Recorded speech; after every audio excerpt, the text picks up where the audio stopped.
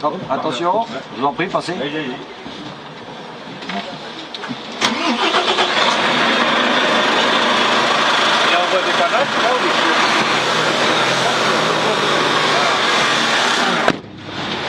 Hop.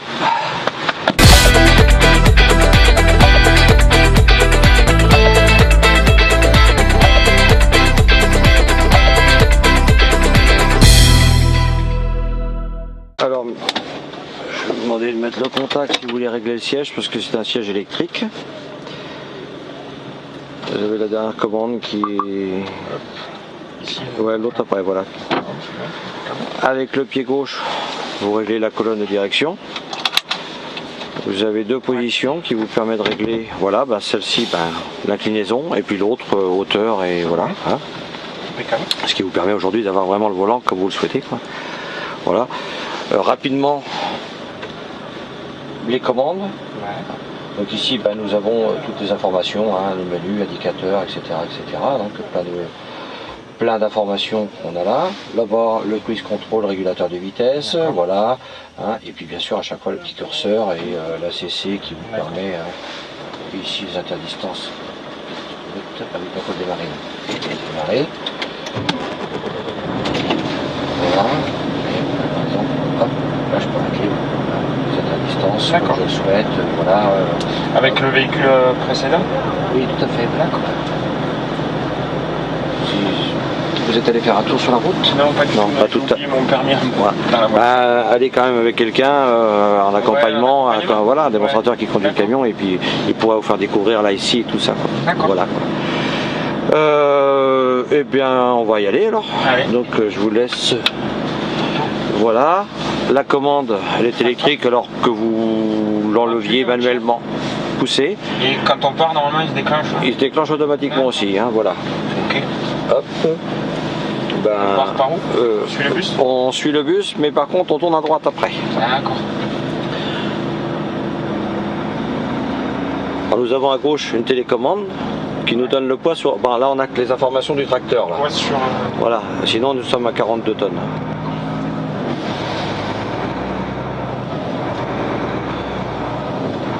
Ce véhicule est équipé de l'IFS, donc essieux et roues indépendantes.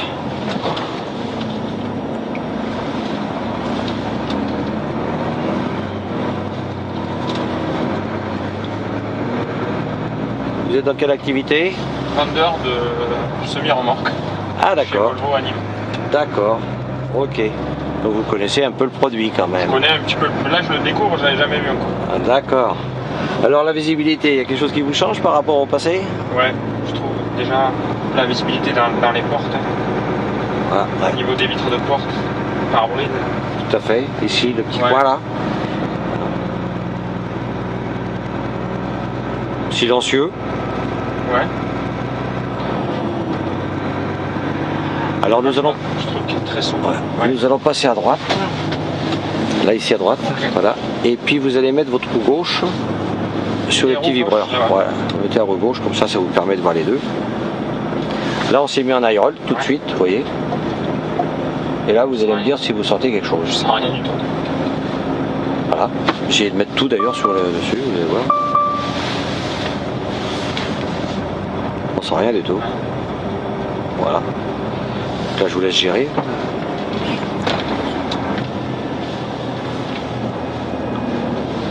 Sur la droite? Oui. Donc au niveau du volant, la direction, on sent, c'est différent par rapport à un camion, une direction classique. Je la trouve beaucoup plus confortable. C'est ce que je trouve beaucoup plus souple quand même. Bien sûr. Hein. Au niveau de tout. Imaginez, on additionne une cabine très bien suspendue, très confortable, avec une suspension pneumatique. C'est vraiment du velours. On est dans un canapé là. Toujours sur la droite? Toujours sur la droite, oui. Qui dit cabine, bah, espace plus conséquent, hein, 1 mètre cube de plus. Ah, une descente. Et bien justement, on va pouvoir tester notre VUB. Voilà le ralentisseur. Alors, allez-y à fond. Et appuyez au bout.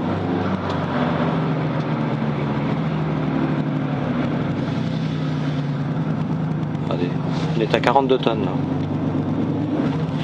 On l'arrête. Vous voyez un peu?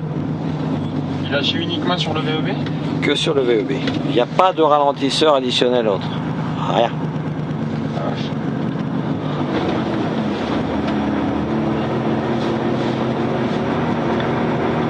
Donc on a un moteur qui nous sert à tout. Sur la gauche? Oui, sur la gauche, on suit les petits panneaux Volvo.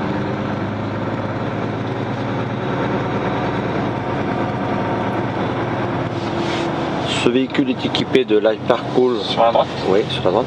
Qui permet de refroidir l'habitacle lorsque le véhicule est arrêté. D'accord. Voilà. Alimenté par les batteries, bien entendu. Donc avec une autonomie à peu près de 5 à 6 heures pour une température normale.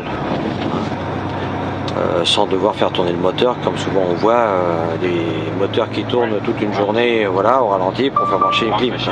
Voilà. Donc là, on n'a plus besoin parce qu'en fait, cette cabine qui est isolée sur le plan phonique, ben, elle est isolée ici sur le plan thermique. On a un tunnel. Là, on va prendre à gauche là. Pardon, excusez-moi.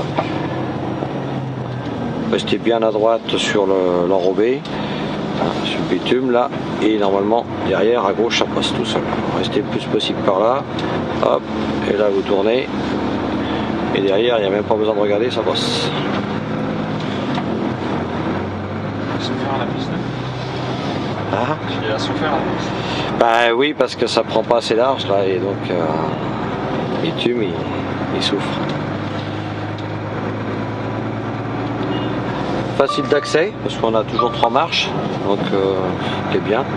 Design sympa, en fait on a un outil de travail et puis un confort agréable. Ici à gauche, non, pas à gauche, là, non. On prend un rond-point à gauche là. Ici? Ouais, c'est le privilège. Et non, c'est pour éviter qu'on se croise de trop, quoi.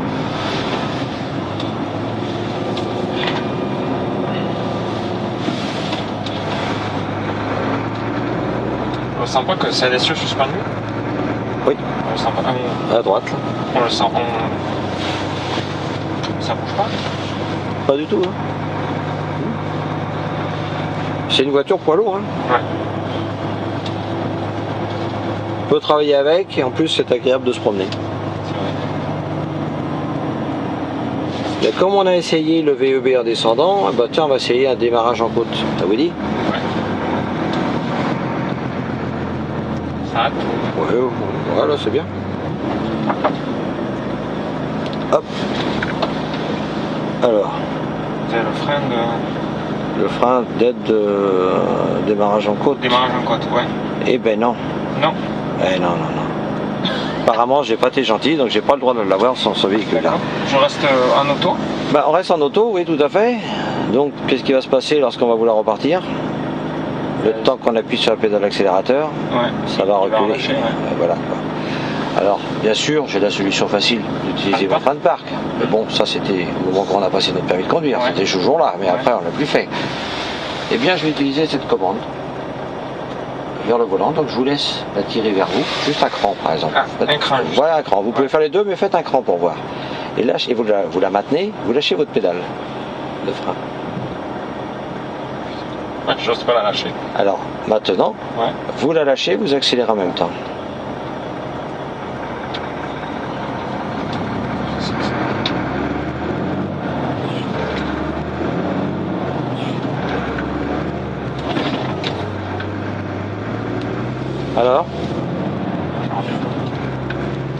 Alors, en tant que commercial dans la semi-remorque, et bien là, qu'est-ce qu'on a fait? On a utilisé les freins de la semi-remorque. Uniquement. C'est un frein de parc.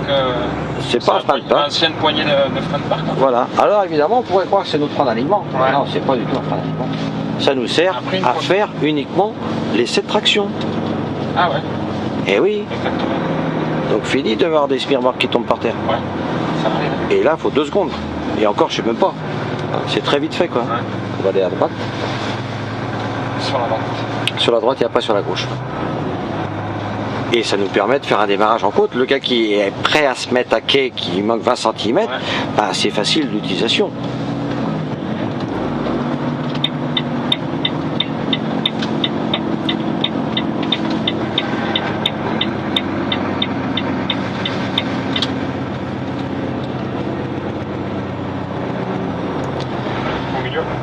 vers la gauche là, un peu vers le caméra.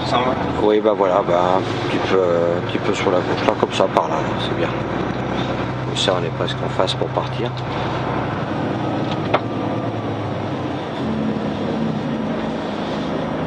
Génial. Alors, par rapport, non, vers vous, mais un petit peu plus, il y a un petit cran. Exact. Voilà. Ça change un peu? Ouais. L'évolution? Ouais, franchement, ça se conduit. Je suis impressionné par le démarrage en côte. Ouais. Après, une petite chose, là-bas dans le fond, on a toutes les commandes qu'on veut pour le conducteur, pour son confort. Ici, hop, hop, il lève son petit dossier pour être mieux installé s'il veut lire en autre. Super. Voilà. Génial. Bon, beaucoup plus de... Bon, ben merci. C'est pas mal, hein? Merci beaucoup. Ouais, franchement, je suis impressionné par le démarrage en côte. Des rangements faciles, regardez. Ouais. Hop, je mets mon GPR, mon CMR pour le GPR, mais c'est de la vieille école, moi encore. Ouais, son carnet de CMR. Voilà, son carnet de CMR.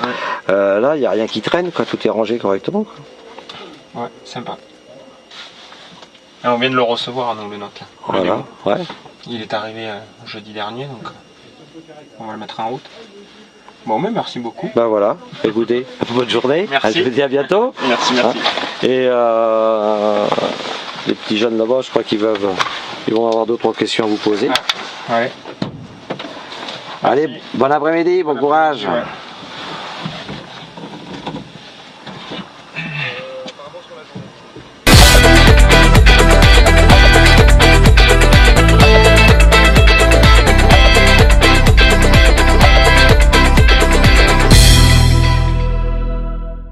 Alors, quelles ont été vos impressions générales après avoir essayé ce nouveau Volvo FH? Enchanté par le nouveau FH, un véhicule très souple à conduire, très facile, on dirait une voiture, tout simplement. Impressionné par le démarrage en côte, agréablement surpris. Ouais. Après, je suis pas un grand conducteur, hein, et occasionnellement, et je trouve que c'est vraiment sympa. La visibilité dans le véhicule, tout au top. En résumé, quel aspect de ce nouveau Volvo FH vous a particulièrement séduit? Ouais, tout, le design, l'intérieur de la cabine, tableau de bord, l'assise et la conduite, vraiment très bien. Très souple. Merci beaucoup. Merci à vous. Au revoir. Au revoir.